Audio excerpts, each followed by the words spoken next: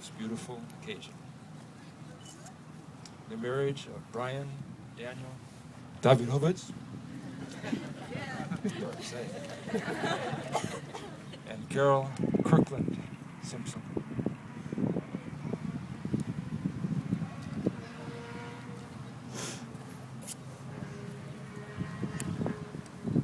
Carol and Brian are so delighted that you could come on this day of all days to this place from whence they will soon depart for the first time together as husband and wife. I, the father of the bride, am so honored that Brian and Carol asked me to perform this ceremony for them. And I am very grateful that Brian's mother, Patty, is going to join me in the words that are spoken here today. Both our signatures will appear on the marriage certificate to be signed after this ceremony. An enduring reminder to Brian and Carol that we will be watching. Did you know that Brian and Carol's third date was a picnic on the beach?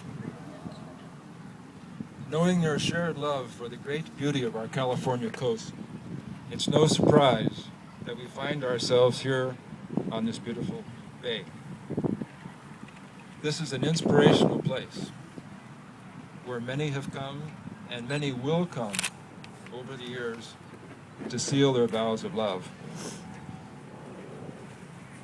For the simplest of all analogies, consider the beautiful waters of Mission Bay beside us. For most of the morning, the tide has been falling.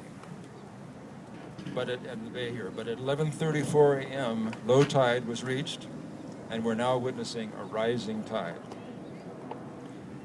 In their wedding vows, Brian and Carol will be implicitly embracing the inevitable tides of life. But most importantly, they will know that just as now, there will always be, and soon, another rising tide to carry their hopes and dreams forward. A couple of months ago, when I agreed to officiate at this ceremony, I began searching for words that might help set the stage for the moment that we are all here to witness, the reciting of the vows between Carol and Brian. I eventually realized that the words I wanted were those that were already in my mind. Words that come easily and naturally when I think of Carol and Brian. In my mind's eye, I picture them like this. Happiness.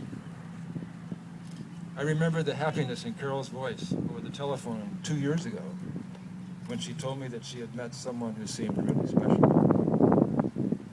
And ever since, to be with them is to experience the happiness that surrounds them. In their smiles, in their gestures, in the ways they look at each other. Happiness is the first gift of love. Idealism. As her father, I know that Carol deals with reality, but I also know that she never loses sight of her ideals, of what could be.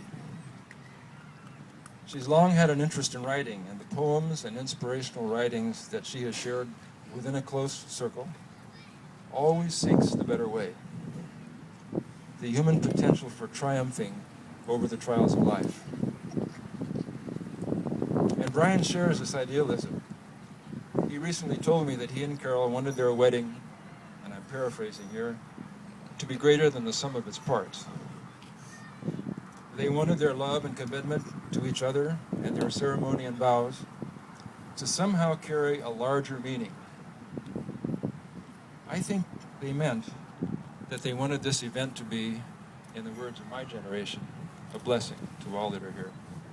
As I look out on this spaces today, I know that's going to be the case. Idealism keeps love on a high plane. And compassion and kindness. Many of you here today know that Carol knows how to be a friend. Someone to count on in difficult times as well as good ones. Her professional choice to serve the needs of struggling families orphan children, and others is a testament to her compassion. And here's a short story about Brian.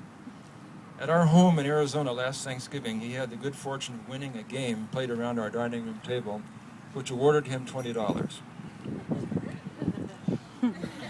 Without batting an eye, Brian immediately called out to the 5 or 6 young children who were also in the game and divided the money among them, to their amazement and great joy. This was Brian's kindness, and it was just spontaneous. Compassion and kindness deepen and enrich love. And here's a word that I don't hear enough anymore: integrity. We all know that no marriage can truly succeed unless both partners have absolute trust in each other. And on this count, Brian and Carol's marriage will surely succeed. In all her years in our home and those after, Carol has always taken responsibility and aspired to the truth. And I believe that Brian has been open and honest with Carol in all things. I further admire the hard work he has put in preparing himself to better serve his clients professionally. That's integrity. I've heard him talk about a few of his clients, and it's always been with respect and often with friendship. Integrity is a guarantor of love. And there's one other word, and to be honest with you, it's the first word that occurred to me when I was trying to think of words before all the others. The word is family. I know the importance of family for Carol. The middle child, she was our bridge between Anne and Don, and her loving temperament blessed us all. Through the years, family vacations in Maine, living abroad, even the separation of going away to college, served only to strengthen those family bonds. To this day, Carol looks forward to the next possibility of a family event. A holiday, the birth of a child, coordinated vacation travel, or anything else that brings us together. And I know that family is important for Brian too. He's told me of his family background. Candidly, I think Davidovitz and North roots are more colorful than Simpson roots. But I'm confident that the combining of these roots in a new generation will be something to behold. Family is the sweetest fruit of love. So we stand here today. A new story is about to unfold as Brian and Carol join in marriage. Their story will be unique, and I look forward with great expectation and optimism as their future is wide open. They can soar as high as their wings will take them. They can go in any direction they choose. And their story, I believe, will be written around at least these words: happiness, idealism, compassion, integrity, and family. And now, a very special moment as Brian's mother reads a passage selected by Brian and Carol for this time and for all time. Patty?